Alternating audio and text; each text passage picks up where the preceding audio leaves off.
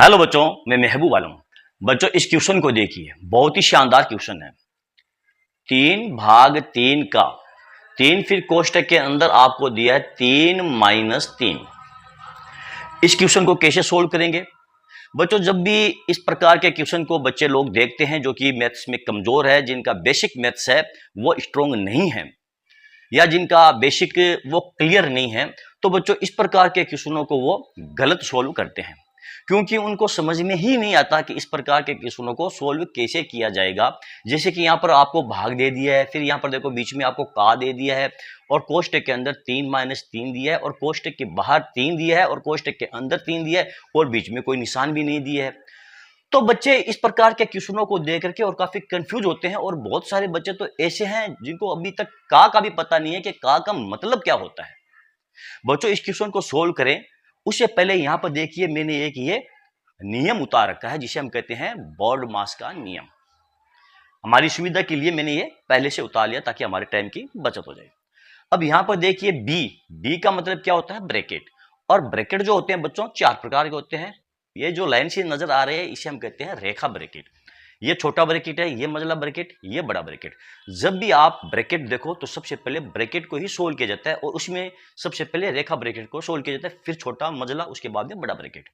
उसके बाद में नंबर आता है बच्चों ओ का मतलब होता है ऑफ। जब भी आप दो संख्याओं के बीच में ऑफ देखो इंग्लिश में या हिंदी में आप का देखो तो उनका आपको करना है मल्टीप्लाई, यानी कि ब्रैकेट के बाद में सबसे पहले का को ही सोल्व करना है आपको, ठीक है।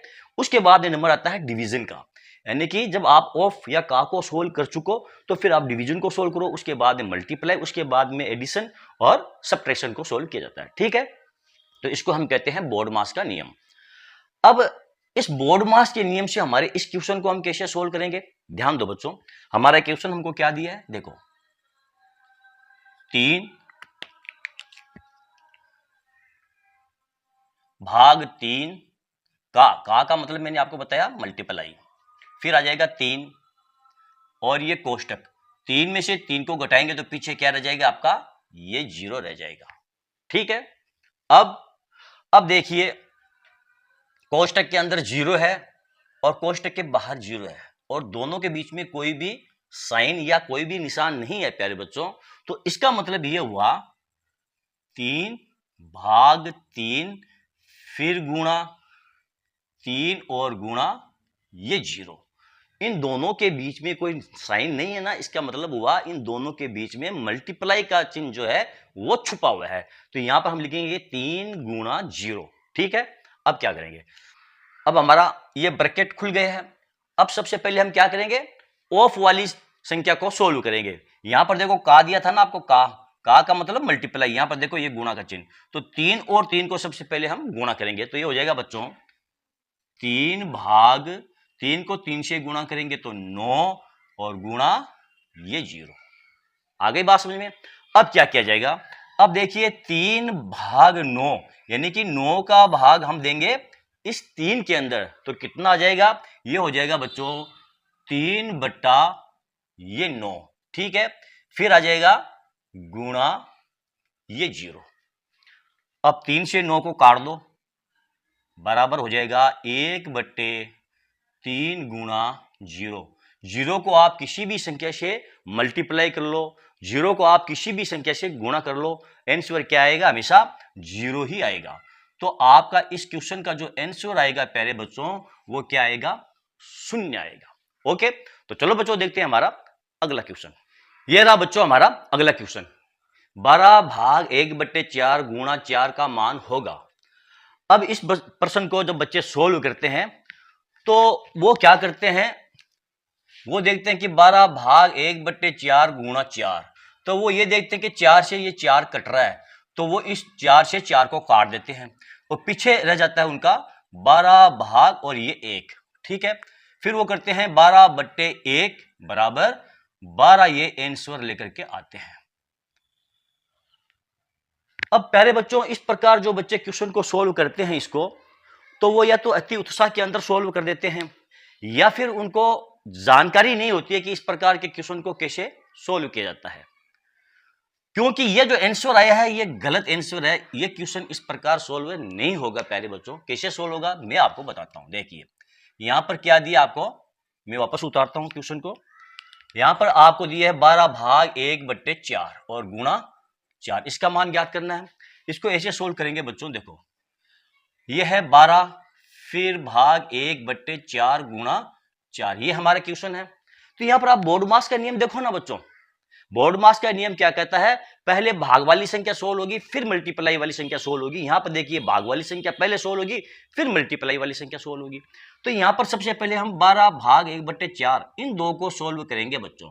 आप डायरेक्ट ऐसा मत देखो कि भी ये 4 से 4 कट रहा है तो इसको फटाक से काट दो, नहीं, आप देखो कि पहले ये जो आपको साइन दिए हैं यहां पर मल्टीप्लाई दिया है और यहां पर आपको डिवीजन दिया, तो डिवीजन को पहले सोल्व किया जाता है पहले बच्चों, ठीक है।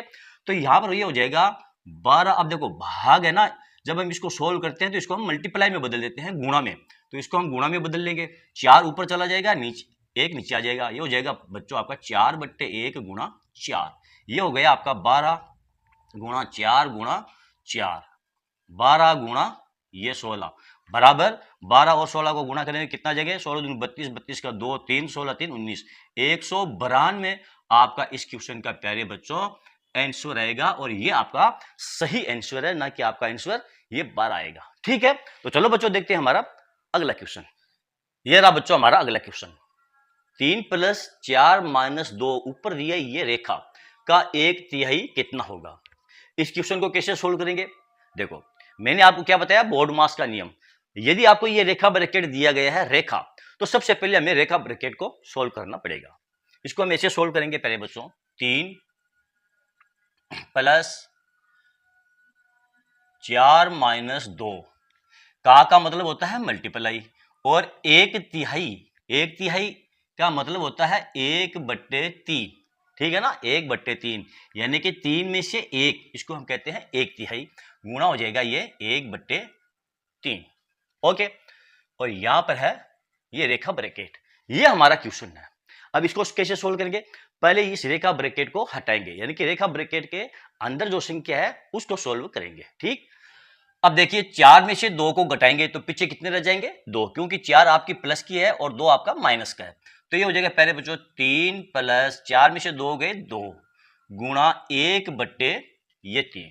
अब क्या करेंगे, अब देखिए 1/3, 3 + 2 गुणा 1/3 यानी कि 2 गुणा 1/3 को गुणा करेंगे तो ये हो जाएगा 3 + 2/3, और बराबर में क्या हो जाएगा, ये 3 3 9 2 11/3। आगे ना बात समझ में, जब हम इसको सरल करेंगे 3 + 2/3 को तो ये हो जाएगा 11/3, और यही हमारा इस क्वेश्चन का आंसर होगा प्यारे बच्चों, 11/3। ओके, तो चलो बच्चों देखते हैं हमारा अगला क्वेश्चन। ये रहा बच्चों हमारा अगला क्वेश्चन, 1/2 गुणा 2 का आधा कितना होगा। बहुत ही शानदार क्वेश्चन है बच्चों, और इसका जो हल है बिल्कुल छोटा सा और साधारण सा एक इसका हल है। तो इसे कैसे सोल्व करेंगे बच्चों, इसे आप सोल्व कीजिए, ये आपके लिए होमवर्क है, इसे आप सोल्व कीजिए और आपका जो भी आंसर आए उसे कमेंट करके जरूर बताएं, ठीक है। तो चलो बच्चों आज का ये वीडियो आपको कैसा लगा, यदि आपको मेरा वीडियो अच्छा लगा है तो आप इसे लाइक और शेयर कीजिए ताकि दूसरे बच्चों को भी इसका पूरा फायदा मिल सके। Thank you.